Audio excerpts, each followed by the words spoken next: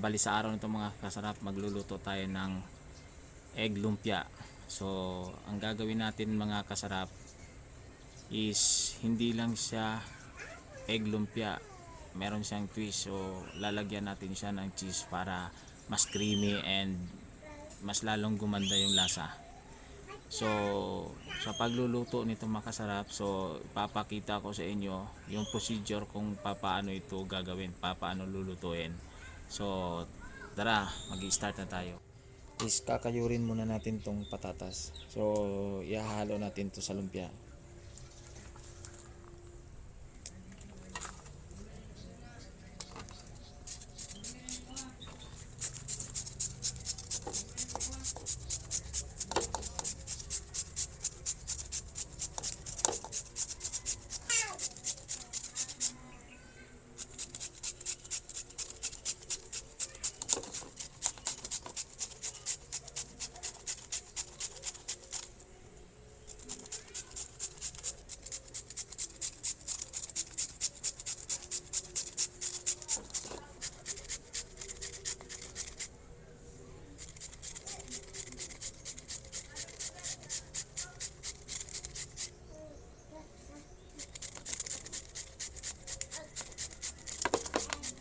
So natapos na natin mga kasarap yung patatas, yung pag kayod ng patatas. So isusunod natin is yung itlog.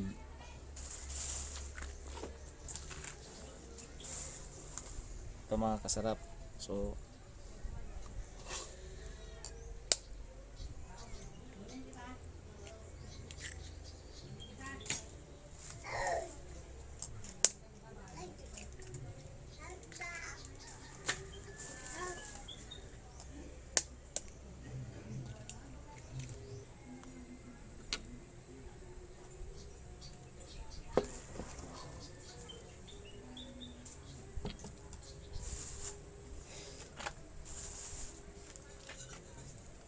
bali mix natin yung itlog mga kasarap. So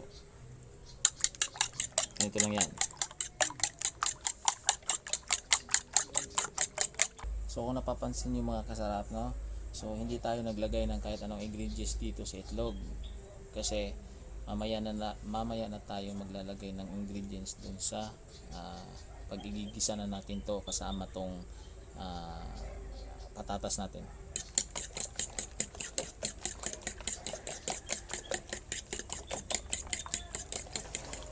Then pagkatapos nito mga kasarap sa itlog, mag-iwa tayo ng sibuyas saka bawang.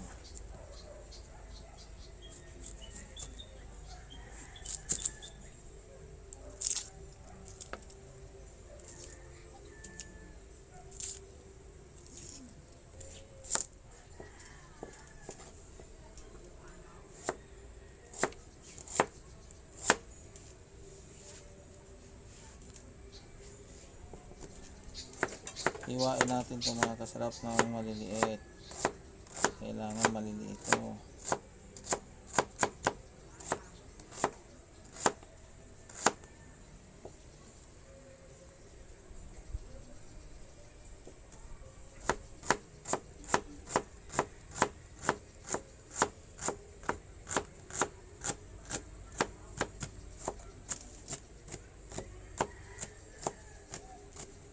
Mas maraming sibuyas mga kasarap, mas masarap.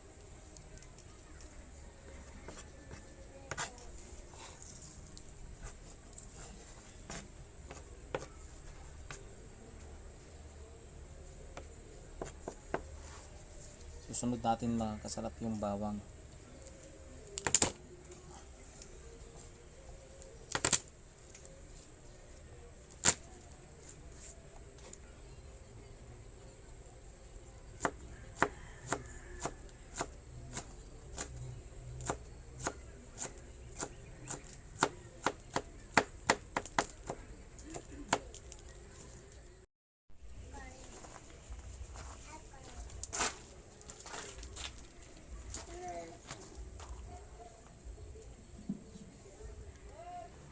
So mainit na yung kawali natin mga kasarap. So maglalagay tayo ng mantika.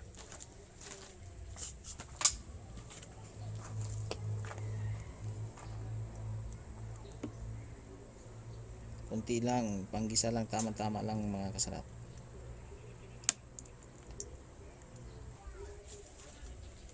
Nagigisa tayo mga kasarap ng bawang.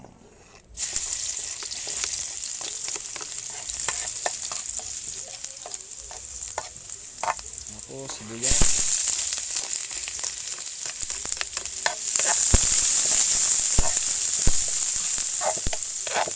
Sunod natin mga kasarap yung patatas.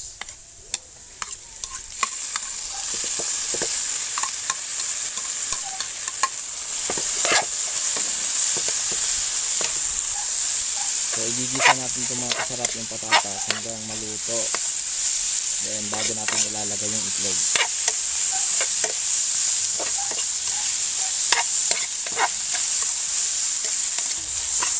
So yun, malambot na siya mga kasarap. So lalagay na natin yung itlog.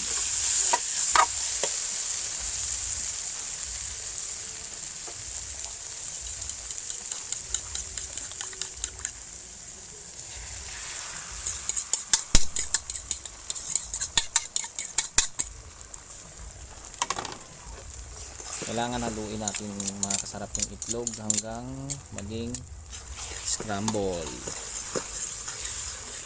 Hindi siya mamuo. Kailangan hindi siya mamuo mga kasarap. Minuto lang.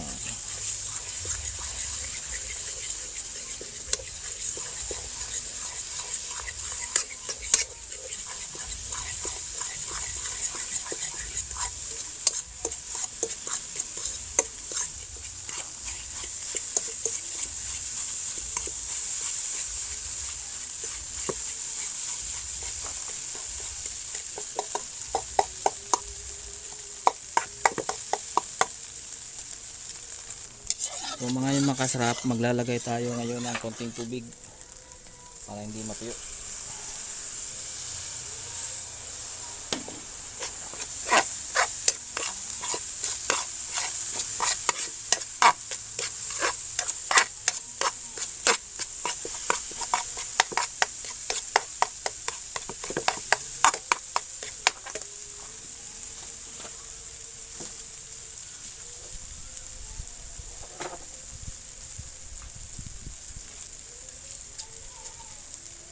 Maglalagay tayo ng pamintang durog mga kasarap.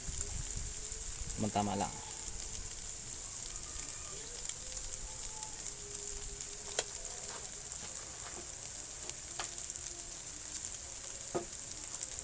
Tapos asin. Tama lang din.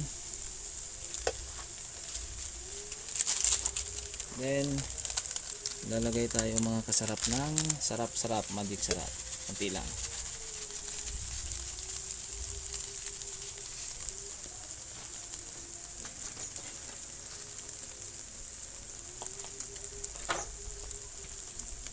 So nakikita nyo mga kasarap, cheese whiz. So ito yung lalagay natin para nagdag lasa doon sa sa lumpia.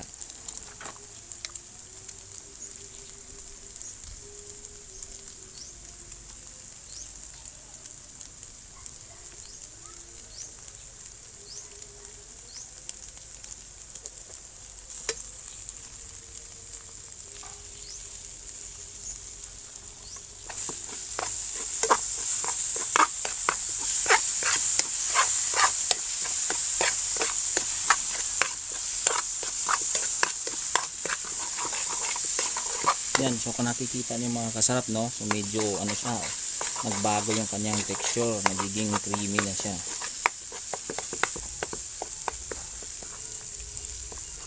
So yun, pwede na ito mga kasarap. So tatanggalin na natin sa apoy para hindi masunog. Then set aside muna natin, patutuyuin natin saglit bago natin babalutin. So ipapakita ko sa inyo kung yung procedure kung paano natin babalutin yung lumpia. So ngayon mga kasarap, meron akong ginawang bagong paraan. So kasi karamihan yung pag napapansin natin, pag nagbabalot sila ng lumpia, so yung ginagamit nila mga kasarap is either itlog, no, yung igyok, yung puti ng itlog, or mantika. So ngayon, meron akong natuklasan na bago. So eto, nakikita nyo kanin. So kasi ang kanin mga kasarap, nakikita nyo malagkit siya. So pwede siyang gamitin as pandikit sa lumpia natin para hindi humiwalay.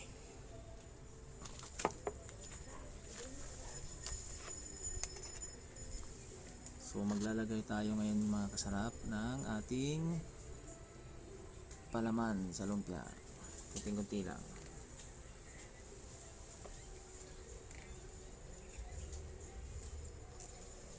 So ganito lang kasarap, marami. Para yung technique kasi yun yung mga kasarap, pag marami hindi natin to matutupi na maganda. So pag konti lang, tamang-tama lang siya. So matutupi natin siya ng mas maayos, mas maganda.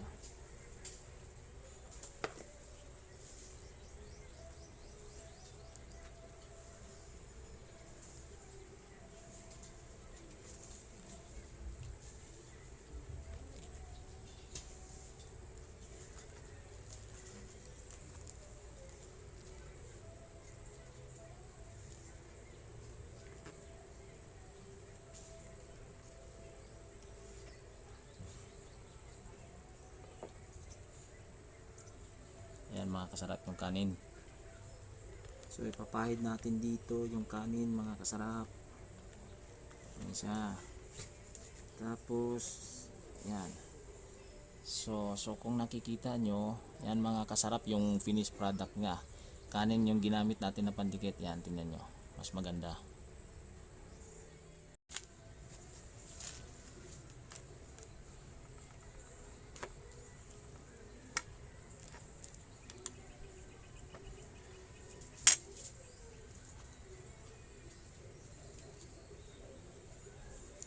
Isang technique pala mga kasarap na sa paggawa ng lumpia, kailangan yung palaman ng lumpia is ano siya, tuyong tuyo.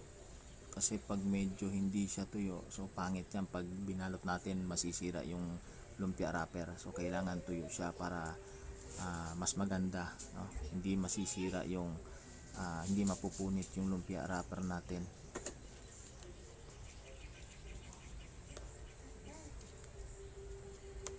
So kagaya nito mga kasarap, no. So kung nakikita nyo, ayan. So tuyo yung ano natin, yung palaman ng lumpia. So hindi siya napupunit.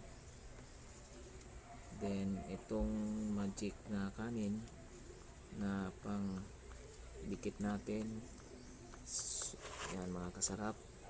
Kung nakikita nyo, ayan. Ayun. So di ba maganda?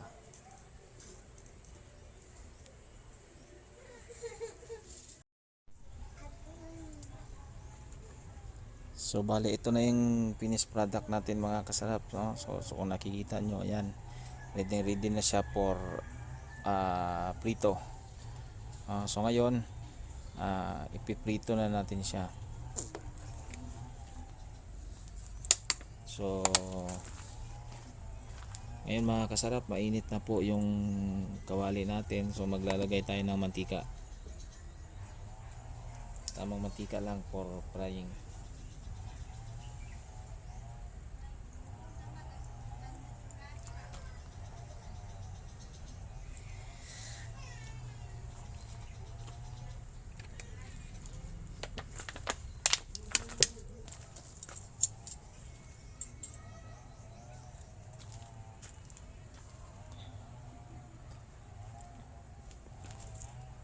So ngayon mga kasarap, ipiprito na natin yung ating lumpia.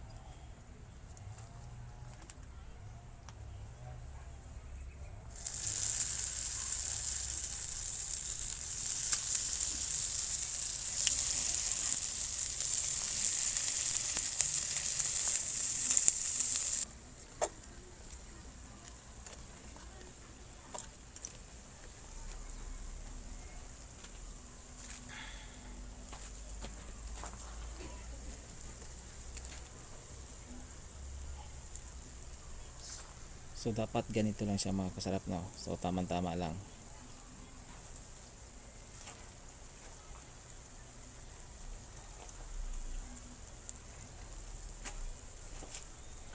Tapos Tapos ilalagay natin siya ngayon dito mga kasarap sa lagayan natin. Meron, kung mapapansin nyo, meron tayong tissue na nilagay para ma-absorb yung mantika na galing sa lumpia natin.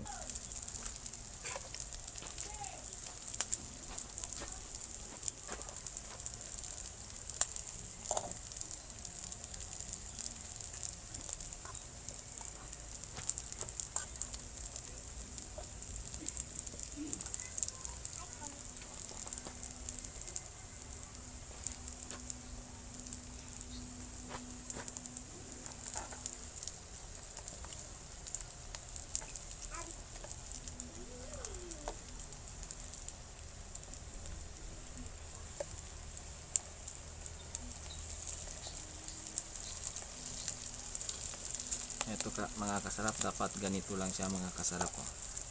Ayan, kung nakikita nyo, dapat ganyan lang. So ito mga kasarap, pwede na ito.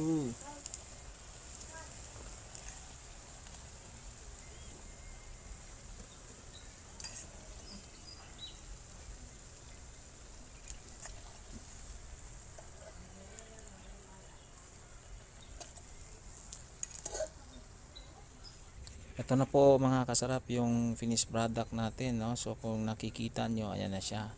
So kulang na lang yan, ketchup plus mayonnaise kung gusto nyo.